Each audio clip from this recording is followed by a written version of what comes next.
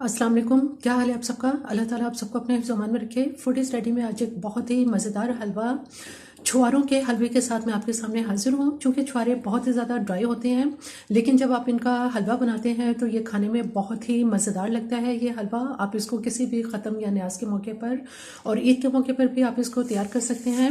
इससे पहले कि छुआरों का ये यूनिक सा हलवा किस तरह से तैयार होता है और इसके क्या इंग्रेडिएंट्स हैं, मेरे चैनल को अगर आपने सब्सक्राइब नहीं किया तो मेरे चैनल को ज़रूर सब्सक्राइब कीजिए, लाइक कीजिए और शेयर कीजिए। आइए चलते हैं, देखते हैं कि छुआरों का हलवा किस तरह से तैयार होता है।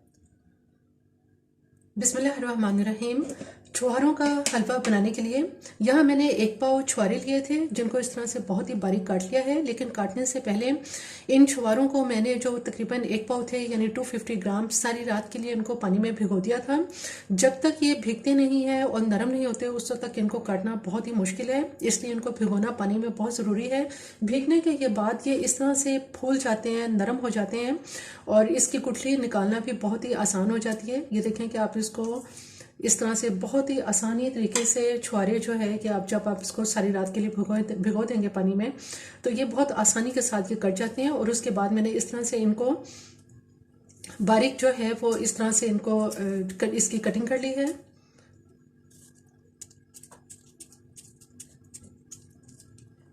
इस तरह से ये तमाम छुआरे जो मैंने 250 ग्राम लिए थे इन सबको काट लिया है।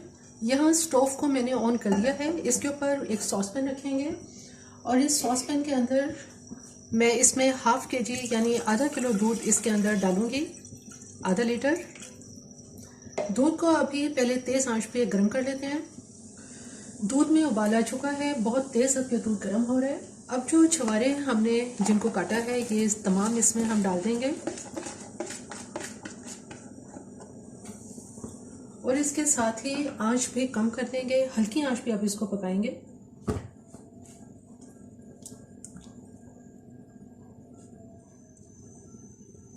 तकरीबन 10 मिनट तक हल्की आंच पर पकाने के बाद अब हम इसमें ऐसा करेंगे कि यहाँ 4 टेबल स्पून मैंने चीनी ली है, ये चीनी इसमें डाल देंगे। चूँकि छुहारे ऑलरेडी मीठे होते हैं इसलिए चीनी का इस्तेमाल मैंने इसमें कम किया है। आप अपने टेस्ट के हिसाब से इसमें चीनी डाल सकते हैं। जब तक छुहारे दूध में हल्की आंच पे पक रहे हैं, यहाँ दूसरे सॉस पैन के अंदर मैं इसमें 3 या 4 टेबल स्पून इसमें ऑयल डालूंगी। इस ऑयल को थोड़ा सा गर्म कर लेते हैं और यहाँ मेरे पास 2 अदद इलायची हैं। इन इलायची को इसके अंदर हल्का सा फ्राई कर लेते हैं।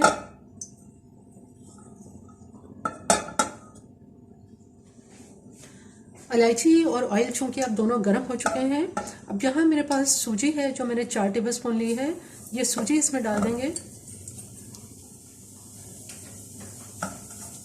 सूजी को इस ऑयल में फ्राई कर लेते हैं।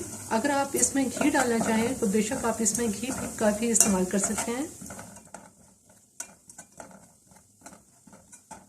सूजी में बहुत अच्छा लाइट गोल्डन सा कलर आ गया है। अब इसका चूल्हा मैं बंद कर देती हूँ। सूजी को भून लेने के बाद दूसरी तरफ जो ये हमारे छुहारे पक रहे हैं हल्की आंच पे, ये भुनी हुई सारी सूजी हम इसमें डाल देंगे।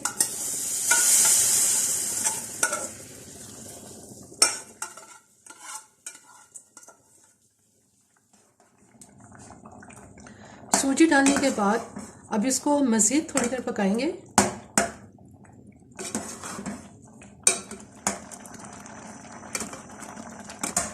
आहिस्ता आहिस्ता हलवे में थिकनेस आना शुरू हो गई है।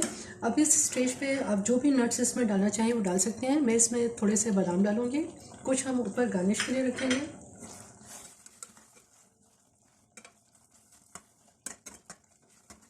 छुहारों का ये हलवा बिल्कुल तैयार है, बहुत अच्छी इसमें ये थिकनेस आ चुकी है। अब इसका चूल्हा मैं बंद कर देती हूँ।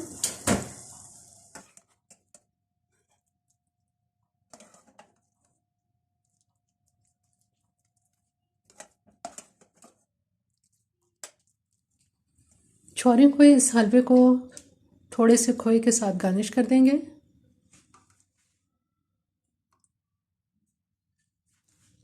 कुछ इस पर बादाम लगाएंगे।